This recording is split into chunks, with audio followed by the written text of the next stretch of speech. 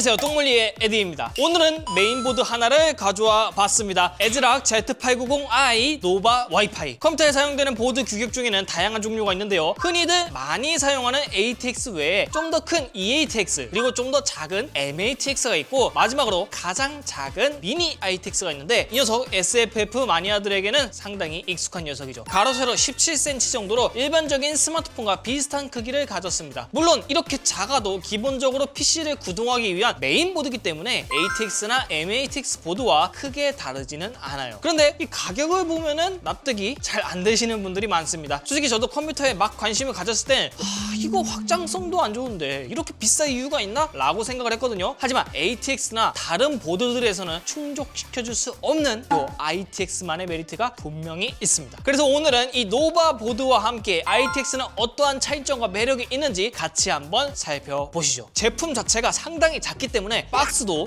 아주 미니멀합니다. 간단하게 살펴보면 Z890인 만큼 인텔 코어 울트라 2세대 CPU를 사용할 수 있고요, 그 밑엔 최신 규격인 와이파이 7 지원한다는 내용과 썬더볼트도 적혀있는데 이 녀석 4 버전을 지원합니다. 뒤에도 보면은 다른 보드들과 마찬가지로 제품에 좀 더 디테일한 특징들이 적혀있는데, 이거는 본품을 보면서 이야기해보도록 하겠습니다. 이어서 구성품을 살펴보면 박스가 작다 보니 비교적 소박한 편인데, 그래도 이런 작고 귀여운 굿즈들까지 넣어줬네요. 그렇다면 바로 본품으로 넘어가 보시죠. 앞서 말했다시피 가로 17, 세로 17이기 때문에 상당히 작은 사이즈를 보여줍니다. 디자인은 ATX 사이즈의 노바와 유사한 모습인데 오히려 더 작아서 그런가 깔끔하고 차분한 분위기입니다. 상단 쪽은 히트 파이프로 이어진 전원부 방열판이 존재하고, 하단에는 SSD 방열판이 위치해 있는데 이 부분은 조금 깐깐하게 봐야 됩니다. 가끔 가다가 SSD 방열판 쪽 크기가 너무 커서 쿨러나 다른 제품들과 간섭이 생기는 경우가 간혹 있거든요. SFF 케이스들은 워낙 작다 보니 그런 일이 비일비재합니다. 그래서 그런지 생각보다는 작은 크기의 방열판이 탑재되어 있어요. 조립 편의성이나 부품 호환 이런 면에서는 확실한 이점을 가져갈 수 있겠네요. 그런데 여기 부위가 5.0 SSD를 사용할 수 있는 슬롯이라 성능적인 면에서 이래도 괜찮을지 살짝 걱정이 되는데, 이 부분은 조금 뒤에 체크를 해보도록 하죠. 그리고 여기에 뿐만 아니라 뒤쪽에도 SSD 슬롯이 2개 더 있어서 4.0 SSD 제품을 2개 더 꽂을 수 있습니다. 보통 ITX 보드들이 1개에서 많으면 2개까지 정도 지원하는데 노바 제품은 앞뒤로 3개까지 지원한다는 점 상당히 독특하네요. 그리고 전체는 아니지만 전원부 쪽을 감싸는 세미 백 플레이트가 적용되어 있어요. ITX 보드는 워낙 좁은 공간에 설치되는 경우가 많아서 발열 제어가 까다로운 편인데 그런 부분에 신경 쓴 것 같습니다. 마지막으로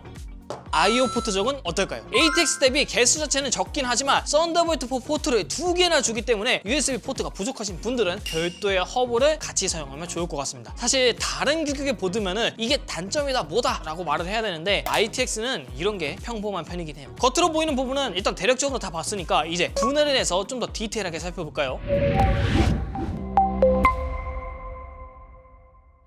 자, 분해를 한번 완료해봤는데 보드가 작아서 그런지 각종 부품들이 빽빽하게 박혀있는 거 보실 수 있습니다. 전원부부터 보면은 12+1+1+1+1 페이지로 일반적인 ATX 사이즈급 보드만큼이나 많은 전원부 개수를 자랑해요. 게다가 이 페이지당 110A 모스펫을 사용하기 때문에 높은 전력을 사용하는 U9이나 U7 CPU를 사용해도 문제가 없을 수준입니다. 전원부 방열판도 한번 살펴보면은 30mm 쿨링팬이 이 안쪽에 숨겨져 있습니다. 이건 좀 전에 언급했던 세미 백풀과 마찬가지로 전원부 온도를 효과적으로 제어하기 위해 노력한 것으로 보입니다. 이것과 비슷한 목적으로는 IO 쉴드 안쪽에 장착되는 무선 랜카드, 여기에도 별도의 서머 패드가 부착된다는 점 상당히 디테일하네요. 위쪽으로는 PWM 포트 2개와 AIO 펌프 포트 1개 가지런히 모여있는데, 이렇게 한쪽에 쏠려 있으면 아무래도 SFF 조립하는 분들 입장에서는 라인 따기 훨씬 더 편해지겠죠. 그리고 하단에는 Z890 칩셋이 들어가 있는데 이 위로 이렇게